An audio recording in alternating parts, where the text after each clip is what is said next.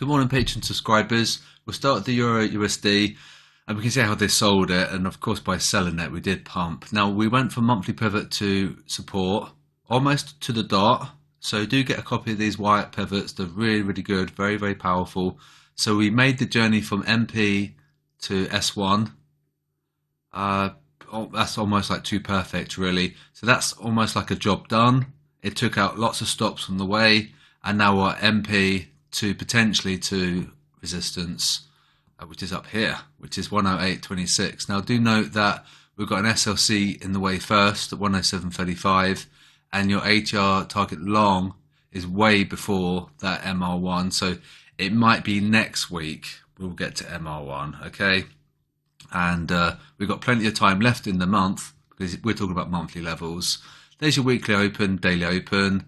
There's your MP. So, we're above WO, DO, and MP. And there's your target there, which kind of coincides with the SLC. So, 45 pips away. A bit of resistance here, you probably see, creating a bit of supply.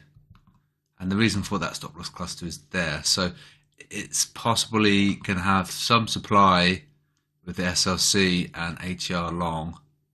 So you've got almost like three factors there indicating to sell, potentially. Now I think at the CPI on Thursday, it's probably going to bolster the USD because the USD is very weak right now, and they're going to use it to pump it, and that's how it will work, So things can't go in straight lines, we have to remember. And this did look like a stop hunt, which is very frustrating. But we did the MP to S1 move.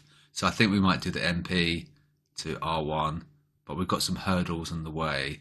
So what I might do, if we come up here, and it looks quite bearish, we have like a bearish H4 candle, thereabouts, I'll put something out to say that I'm going to sell it with a stop at the ATR long. So we probably wait for 107 to breach, and then we can have a 35 pip stop. Oh, hang on, it's 53. That's fine. Okay, so I don't know if we want a 50 pip stop. Quite wide, but we'll get there when we get there. Okay, so that's just something to bear in mind, that we've got three factors for resistance there. So big supply, SLC, and your ATR long. Now GU has really moved on the sentiment, which you might have seen in the pound channel, and so they really shorted it, and up we come. So there's MP with SLC 1 to 170, and there's your ATR long MR1, but we are below MP, so that is still currently resistance, and the SLC is closed, so it looks fairly a bit ominous because of that confluence there. SLC below is at 12108. Okay, so that's worth noting. If we go above MP, we would have taken liquidity, so it might not have enough driver to continue higher. So we might want to, this might just falter a little bit, and then we can pump tomorrow. But we need the SLC higher up, ideally. We might get it, and it might just continue. But really, from a narrative perspective, it's taking the lunch money. Well, it will take the lunch money, so it might be job done. Might want to come down there even 12110. That's 50 pips away. It's hard to say, but technically we want it above MP 1 to 173, and then AU and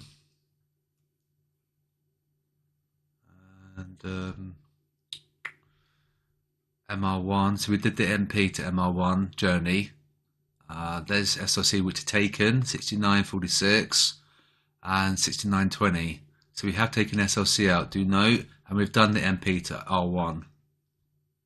That we've done. So might be slightly bearish in so much that if we break below MR1, it's going to be a fairly decent resistance, 69.31, and the SLC was there. So you have to come back and check what the SLC is. So that's of note. It might be a decent short, but you'd want to be checking the bubbles, average bubbles. Where are we? I think the Aussie and the Kiwi are strong, aren't they? Yeah. So we don't really want to fight that at the moment. Wait for that Aussie bubble to move away first, and then look to short. So, this is actually quite strong according to the bubble, and that's the currency basket, the Aussie bubble, the Australian dollar sentiment across all its peers. So, there's some things there. Probably look for short if that dollar Aussie bubble moves potentially, but be careful. And we have taken out SLC above. Now, let's look at some dollars. This is probably going to fall in a lot. And so yeah, it has fallen, and we're nearly going to make the MP to S1 support journey.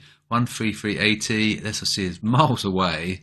It's up here, and 14255. If you remember on Thursday, I was saying it was going to be a good short. It did fall, and then it pumped, which is very frustrating, and then we dumped. Right, so this is the ADP, and then that was NFP.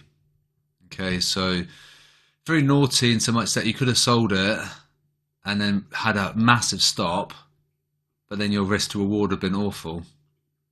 So it's quite a naughty teacher, the price action. So you could have probably entered short, got stopped out here, and then looked for a test of MP, and we went up anyway, but then we did break, and now this is your S1, so 13380. So in a way, it would have been a good short, but it just had to do that. This is horrible, really.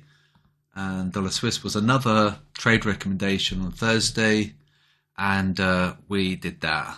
ADP spike, NFP dump, and the SLC has been taken. Or no, in fact, what happened was that it got larger. It was 219. It's now 253.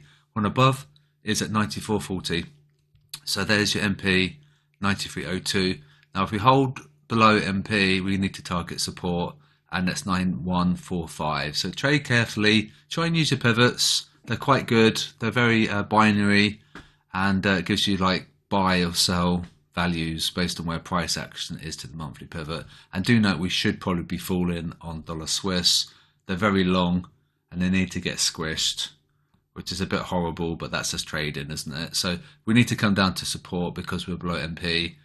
And we have a little bit of a hurdle, like the Euro USD, in so much that we've got some, we've got some resistance because of the SLC, ATR, and your technical level. For EU, you've got resistance, MR1. For dollar Swiss, you've got support 1. Okay, so I'll be back tomorrow, and just trade safely. If you need me to help you, just let me know. Okay, I won't mind.